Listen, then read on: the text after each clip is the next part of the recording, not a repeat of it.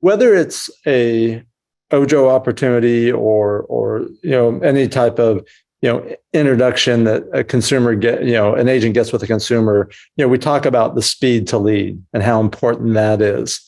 How do you weigh that against just the long-term follow-up? And is one more important than the other, or do you focus on one more than the other with your clients? Number one, don't blow the initial call. Right? If they push the button for the Uber driver and they want somebody to show up 7 to 11 minutes later and take them safely to their destination, and you start peppering them with a bunch of pre-qualification questions, you've blown that lead possibly, or it's going to be much more difficult to build and strengthen that relationship after they had this in mind when Ojo connected them and you presented this to them. So speed to lead is be available. Focus on connect, set, learn. That's critical. Don't blow that upfront call. And then what we're finding, or as I just shared for my own team in Q1, the average online lead that we got in contract was just over 6 months since we'd first been connected with them. So it's don't blow the first lead, get in front of them, and then stay in relationship, keep providing items of value. So it's equally are both important at this stage in the market. If you asked me that same question 9 or 10 months ago, I would say it's only speed to lead. The other thing I'd share on speed, sorry, go ahead. Well, I wanted you to repeat one thing you said. What was the average length of time of the properties that you guys have gotten under contract? For my team, we just ran a report on Q1. We have a lot of online lead sources, including Ojo, which we're very grateful for.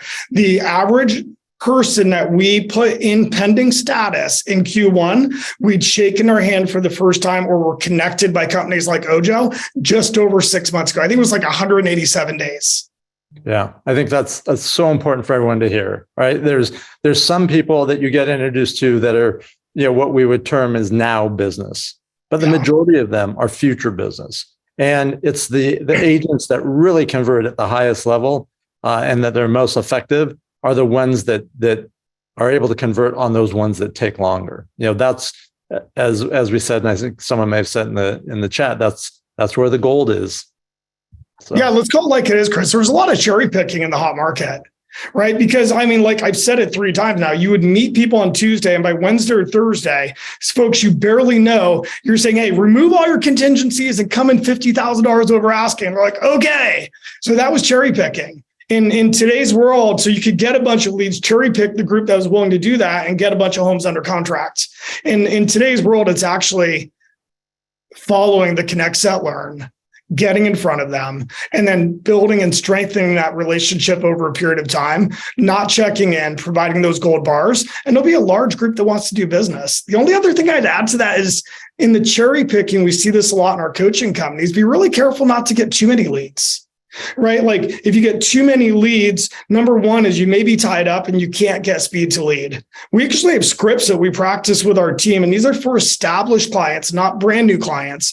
And it's like, hey, Chris, I know we've been working together for a few weeks. I may get a couple calls today while we're out showing properties. If I step out, I promise it won't be more than 2 to 3 minutes, but I just want to make you aware of that because I don't want to miss that Ojo connection when it comes in. And on the flip side, I don't want to get too many Ojo connections that I'm trying to cherry pick, which is very difficult in this market when many consumers are not conducting business for 60, 90, or 180 days. So I want to get a controllable amount of leads. I want to set my client and my schedule's expectations that I can field those leads when they come in and do my best to be speed to lead and then have time block in my calendar to follow up over a period of time to find them motivated when they're ready to conduct business.